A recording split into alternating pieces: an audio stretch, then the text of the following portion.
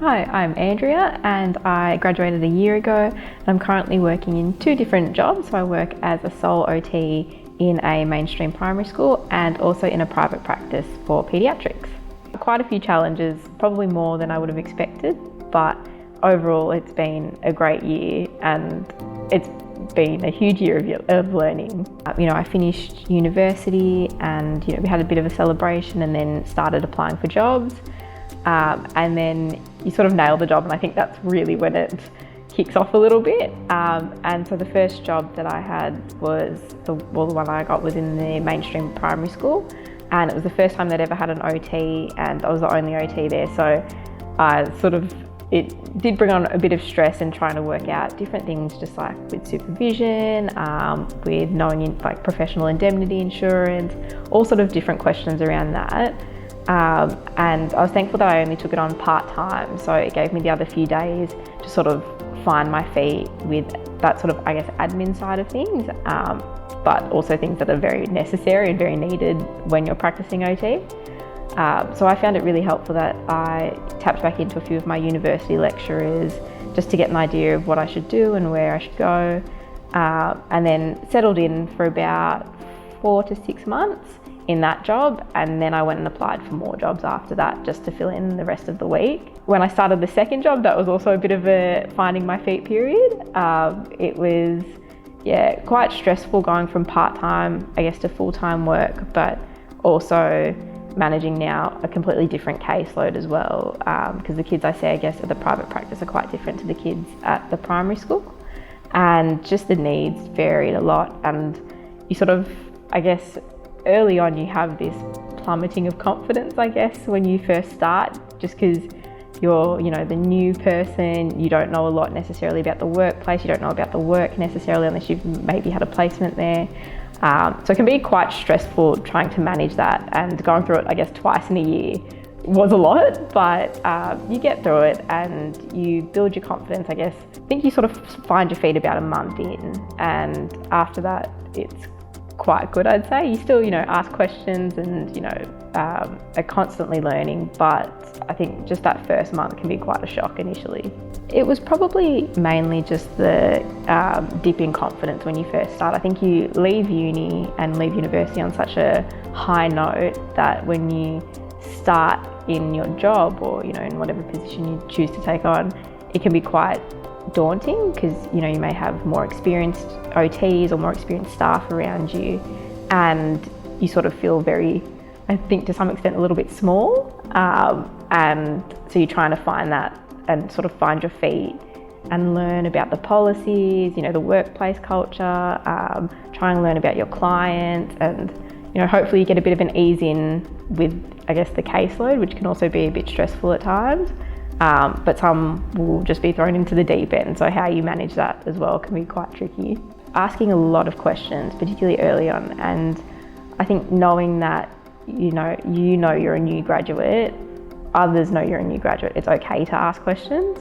I think early on you're trying to sort of find your feet and work things out on your own and not annoy anyone or irritate anyone too much by asking too many things, but I think it's good. I think it shows that you're actively trying to learn and that you're trying to get better at whatever you're doing and trying to, sustain whatever you've made and to help your clients at the same time. And I think, probably the main thing would be asking questions to anyone and everyone that you trust who are around you. Also relying on family and friends and making sure you have time to do the things you enjoy, because otherwise that work-life balance just doesn't suit anyone. And I think it can be, particularly in this job because it's such a caring role and you're talking to people constantly, going home and having that time to go to the gym or to go see friends is so important, because otherwise it just really drains you and can get you quite tired and quite exhausted by the end of a week. On placement you have in your head that there's an end point, and after that you get a bit of a break. In a job, it's not necessarily like that, and you kind of go, okay, but depending on if you're there for a year or if you've got an ongoing contract, you don't know when the break's going to come, and it's not as long or nowhere near as long as the uni breaks that you get. So trying to plan that as well to make sure that you do get those breaks through the year, and taking time off when you're sick and things like that. It doesn't seem like a huge thing, but it just helps in just looking after yourself overall anyway. Probably having a supervisor would probably be the biggest thing, and also having other new graduates around you to sort of go, this was really stressful, or I'm not sure what I'm doing here, but you know, that because most of the time they'll be feeling the same sort of feelings as well, or they would have felt them before or feel them in the future, and you kind of just bounce off each other with that. In terms of supervision, that has been great, just for opportunities to debrief, to learn about new new programs or new therapies or different strategies to trial. I think the two of those together are really helpful overall. And even things like having time to research at work, so you don't have to go home and then do, homework. And so, if you want to research something in particular that's relevant to your job, asking for the time to do that and seeing if you can work it into the calendar and that sort of thing as well.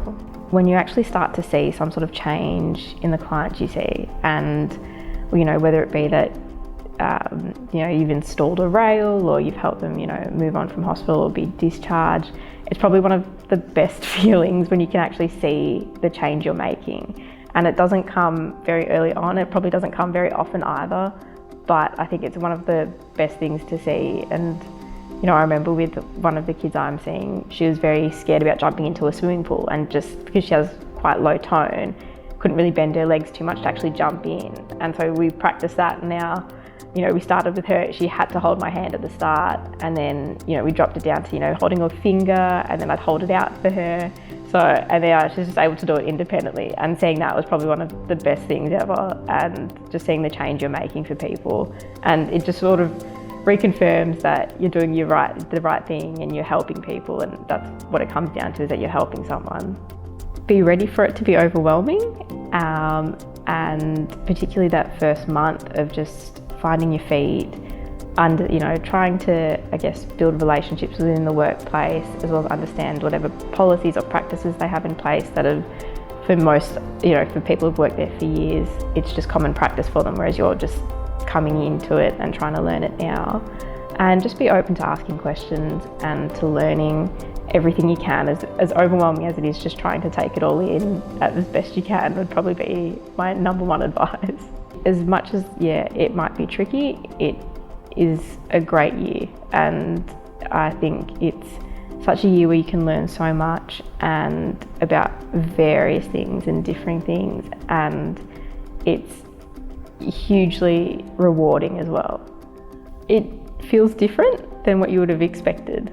Saying now that you're an occupational therapist, even sometimes it catches me off guard. I go, yeah, that's what I am. I'm not a student, I'm not an assistant, I'm an OT, and just being really proud of that and having a really good definition for what an OT is to back that up.